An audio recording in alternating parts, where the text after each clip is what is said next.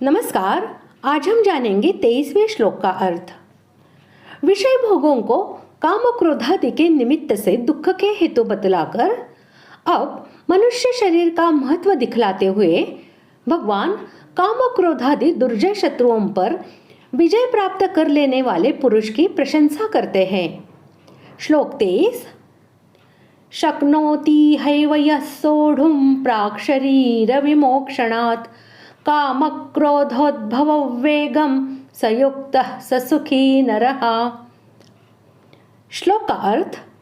जो साधक इस मनुष्य शरीर में शरीर का नाश होने से पहले ही काम क्रोध से उत्पन्न होने वाले वेग को सहन करने में समर्थ हो जाता है, वही पुरुष योगी है और वही सुखी है। यहाँ इह और एव इन दोनों अव्ययों का प्रयोग मनुष्य शरीर का महत्व प्रकट करने के लिए किया गया है। देवादि योनियों में विलासिता और भोगों की भरमार है तथा तिर्यगादि योनियों में जड़ता की विशेषता है। इसलिए उन सब योनियों में काम क्रोध पर विजय प्राप्त करने का साधन नहीं हो सकता। इह और एव का प्रयोग करके भगवान मानव सावधान करते हुए कहते हैं कि शरीर नाश के पहले इस मनुष्य शरीर में ही साधन में तत्पर होकर काम क्रोध के वेग को शांति के साथ सहन करने की शक्ति प्राप्त कर लेनी चाहिए।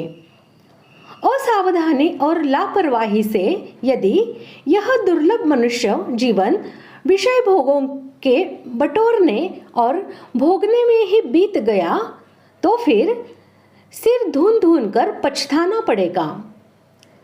केनोपनिषद में कहा है, यदि इस मनुष्य शरीर में ही भगवान को जान लिया तो अच्छी बात है, यदि इस शरीर में न जाना तो बड़ी भारी हानि है। प्राक शरीर विमोक्षणात् का यह अभिप्राय है कि शरीर नाशवान है, इसका वियोग होना निश्चित है और यह भी पता नहीं कि यह किस क्षण में नष्ट हो जाएगा। इसलिए मृत्युकाल उपस्थित होने से पहले ही काम क्रोध पर विजय प्राप्त कर लेनी चाहिए। साथ ही साधन करके ऐसी शक्ति प्राप्त कर लेनी चाहिए जिससे कि बार बार घोर आक्रमण करने वाले ये काम क्रोध रूपी महान शत्रु अपना वेग उत्पन्न करके जीवन में कभी विचलित ही न कर सके। जैसे समुद्र में सब नदियों के जल अपने अपने वेग सहित विलीन हो जाते हैं, वैसे ही ये काम क्रोधादि शत्रु अपने वेग सहित विलीन होकर नष्ट ही हो जाए, ऐसा प्रयत्न करना चाहिए। पुरुष के लिए स्त्री, स्त्री के लिए पुरुष, दोनों ही के लिए पुत्र, धन, मकान या स्वर्ग आदि जो कुछ भी देखे सुने हुए मन और इंद्रियों के विषय है, उनमें आसक्ति हो जाने के कारण उनको प्राप्त करने की जो इच्छा होती है उसका नाम काम है। और उसके कारण अंतःकरण में होने वाले नाना प्रकार के संकल्प विकल्पों का जो प्रवाह है वह काम से उत्पन्न होने वाला वेग है। इसी प्रकार मन, बुद्धि और इंद्रियों के प्रतिकूल विषयों की प्राप्ति होने पर अथवा इष्ट प्राप्ति की इच्छा पूर्ति में बाधा उपस्थित होने पर उस स्थिति के कारण भूत पदार्थ या जीवों के प्रति द्वेष भाव उत्पन्न होकर अंतःकरण में जो उत्तेजना का भाव आता है उसका नाम क्रोध है।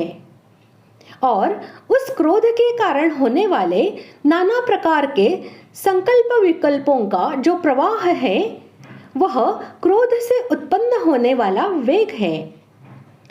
इन वेगों को शांतिपूर्वक सहन करने की अर्थात इन्हें कार्यान्वित न होने देने की शक्ति प्राप्त कर लेना ही इनको सहन करने में समर्थ होना है।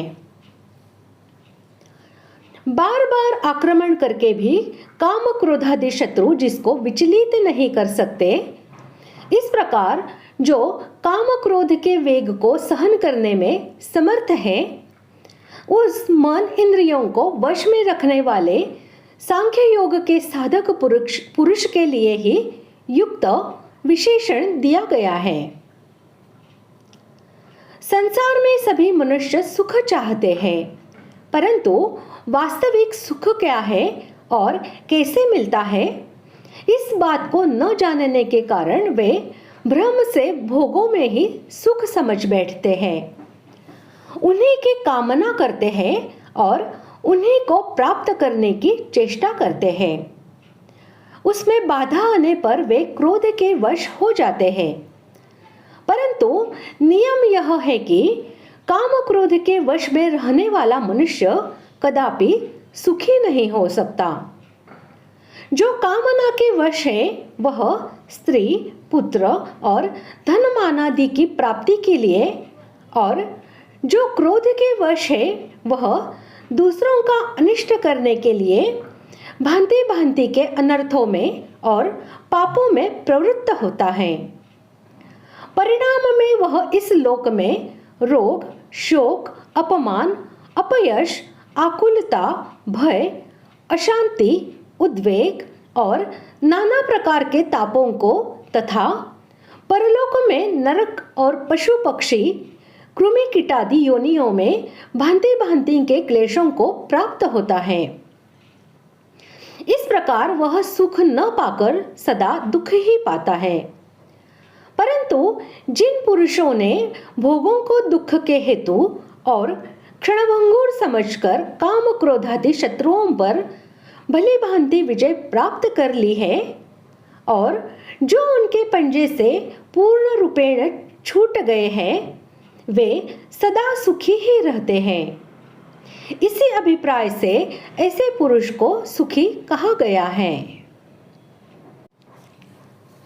सच्चा नर वही है जो काम क्रोधादि दुर्गुणों को जीतकर भोगों में वैराग्यवान और उपरत होकर सच्चिदानंद घन परमात्मा को प्राप्त कर ले।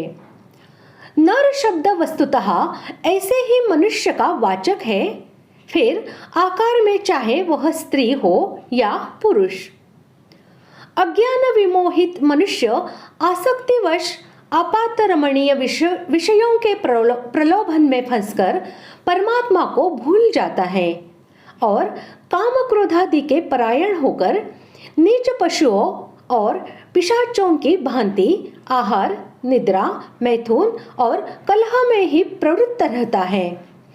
वह नर नहीं है, वह तो पशु से भी गया बीता बिना सिंग पूंछ का अशोभन, निकम्मा और जगत को दुख देने वाला जंतु विशेष है। परमात्मा को प्राप्त सच्चे नर के गुण और आचरण को लक्ष्य बनाकर जो साधक काम क्रोधादि शत्रुओं पर विजय प्राप्त कर चुके हैं, वे सभी नर ही हैं।